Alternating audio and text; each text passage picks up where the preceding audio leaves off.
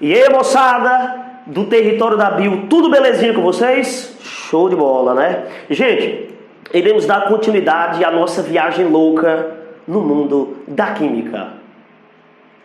E, antes de mais nada, seria muito importante vocês que não acompanharam nossos vídeos anteriores, dá uma olhadinha aqui, acompanha aqui no card, ok? Dá um like, dá um joinha no nosso canal. Se inscreve no nosso canal, que não é inscrito ainda. E acima de tudo, moçada, compartilhe os nossos vídeos. Porque tem muita coisa jóia de biologia e de química pra você, beleza? Show de bola? E sem mais delongas, vamos lá. Moçada, as propriedades da matéria, elas foram o foco do nosso vídeo anterior, que falava sobre características dos materiais. Nós fizemos a introdução falando sobre mudanças de estado físico. Nós vimos que a matéria ela se comporta em N estados.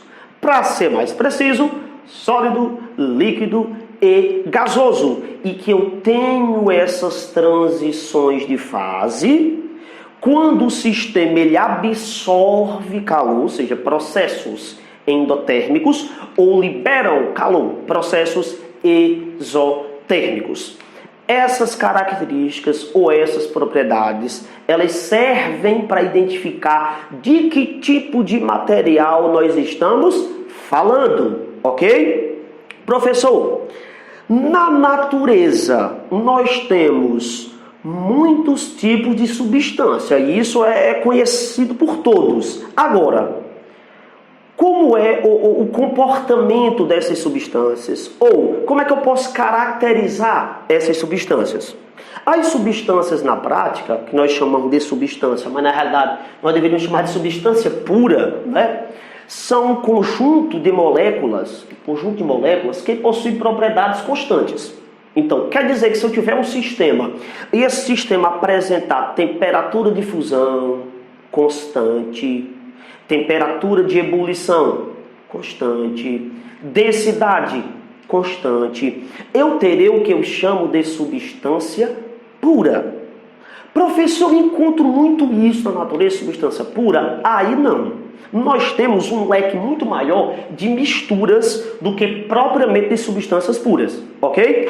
As misturas, pessoal, diferentemente das substâncias puras, elas apresentam propriedades variantes. Variam. Quer dizer que a mistura, ela pode ter uma temperatura de ebulição que oscile quando eu vou fornecendo calor para ele? Pode sim. Pode ser que seja constante? Pode ser. Agora, as misturas, elas são mais suscetíveis a variações, tanto de ebulição como de fusão. Obrigatoriamente, a princípio, nós temos que entender que obrigatoriamente a mistura ela vai apresentar pelo menos a variação em um desses pontos. Ou a fusão ela vai oscilar, mesmo que a ebulição permaneça constante, ou vice-versa. Ok? Tranquilo? Outras propriedades, professor, como densidade, que a gente verá posteriormente. A densidade ela pode oscilar dependendo da proporção de compostos que estão misturados. Ok? Exemplo.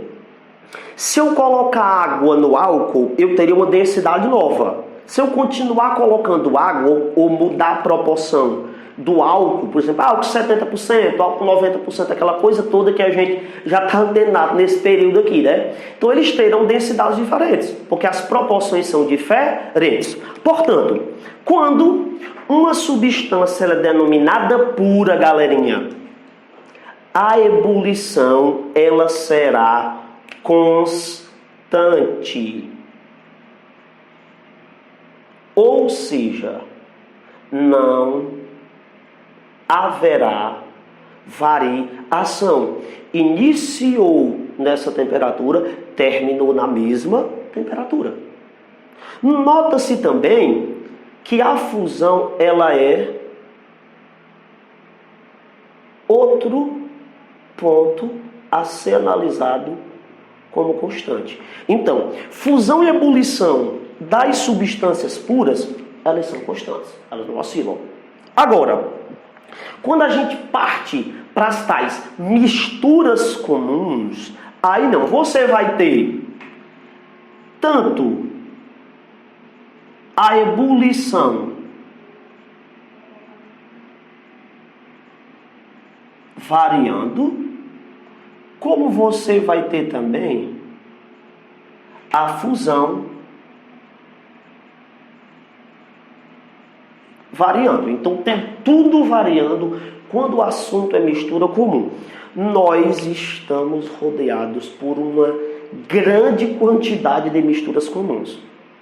Praticamente, se você fizer uma análise de tudo que lhe rodeia, desde líquidos, gases, sólidos, você terá, como eu posso dizer, praticamente muito mais misturas comuns do que qualquer outra coisa. A água que a gente toma é uma mistura comum. Só pensei que era pura, a gente chama água pura. Não, não é pura. Se fosse pura, ela seria isenta de sais. Seria bom para consumo? Logicamente que não. Nós precisamos dos sais minerais, né? Para regular todos os nossos processos biológicos. E o professor Thales, com certeza, se não falou, ainda vai falar sobre isso aí, ok? Então, galera, isso é mistura comum. Agora, professor, se por acaso variação das duas coisas, que pode acontecer, não pode? Pode sim. Se variar apenas a ebulição, você já vai se ligar que se trata de uma mistura eutética. É de ebulição, é de eutética. Professor, me dê um exemplo desse negócio aqui. Por quê? Nós sabemos que na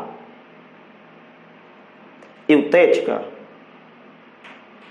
está acontecendo essa variação. Em contrapartida, a fusão da eutética, ela é constante. Tem alguma mistura importante do nosso cotidiano que nós poderemos associar isso aqui? Temos sim. Vou dar um exemplo bem interessante. A solda.